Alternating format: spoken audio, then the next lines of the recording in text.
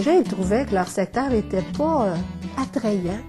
Il y avait souvent des murs d'immeubles décrépits, noirs. Donc, un autre projet qu'ils nous ont mentionné, c'était de mettre de la vie, vraiment de la vie avec des couleurs vibrantes sur 2 murs de bâtisse sur une rue très achalandée. Quand je suis arrivée à la revitalisation comme coordonnatrice, on avait déjà un plan d'action avec des objectifs et il y avait entre autres revitaliser au niveau visuel le quartier. Il y avait un emplacement à l'entrée du quartier qui était là rouillé, 2 murs sur un coin de rue qui faisait très laid, c'est le mot. L'idée de faire une murale nous est apparue le moyen le plus simple afin de donner un beau coup d'œil au quartier. Il a fallu trouver des commanditaires, des partenaires, parce que c'était haut, une murale, c'était grand, c'était très, très grand. Monsieur Dufort nous a installé des échafauds. Nous avons été voir Monsieur Dupont, qui est une grosse firme au niveau de la peinture, parce que ce mur était en béton et il y avait même de la colle sur ce mur parce qu'il avait déjà été isolé, du styromousse collé, alors il fallait tout nettoyer ça. Et c'est Monsieur Dupont que lui nous a fait la préparation du mur. On a été voir Peinture Laurentide, qui nous a offert la peinture au prix coûtant. On avait demandé la ville de Shawinigan parce que c'était bien beau ce mur, mais avant de le peinturer, il fallait le laver. Les pompiers sont venus laver le mur. Parce que c'est toujours un partenariat, hein, puis il fallait aussi que les gens de la place se mobilisent. Alors, nous avions été voir le pavillon de la Suétude, qui est un organisme qui vient en aide aux ex-toxicomanes pour la réinsertion sociale. Eux, c'était notre main-d'œuvre. Hein? Alors, eux, ils sont venus brosser le mur, laver le mur. Les pompiers ont monté les gens dans des nacelles, ils arrosaient. Alors, c'était un partenariat, ville de Shawinigan, pompiers, le pavillon de la Suétude. Alors, ce fut, je dois dire, un grand succès. On a eu beaucoup de plaisir. Pour réaliser cette murale, il fallait avoir des artistes. Et on a pensé peut-être engager carrière été. Et on a eu une jeune fille qui s'appelait Caroline Matteau, qui est venue nous présenter un très beau dessin de mural, une idée de mural. Ce qui était complètement nouveau avec le comité de revitalisation, c'est qu'il m'offrait l'opportunité de travailler avec une équipe.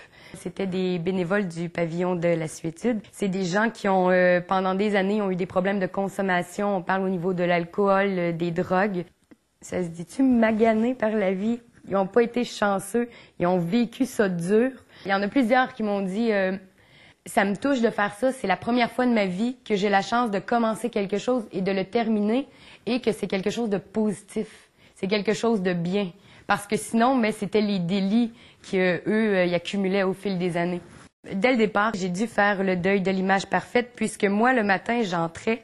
Un coup que le croquis avait été mis sur le mur, les gens, les bénévoles qui travaillaient le matin, j'arrivais, je leur préparais la peinture, les mélanges de couleurs, puis leur travail, c'était de faire du remplissage. Il y a eu une énorme fierté au niveau de l'équipe avec qui je travaillais.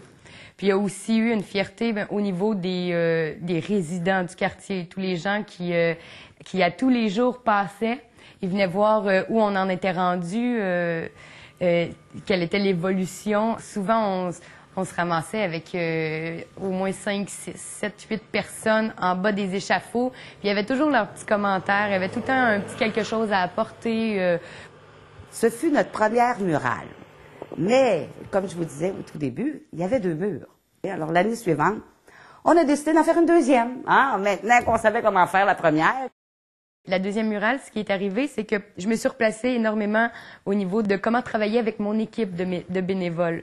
Je prenais moins d'heures avec les bénévoles, comme ça je pouvais faire plus de travail.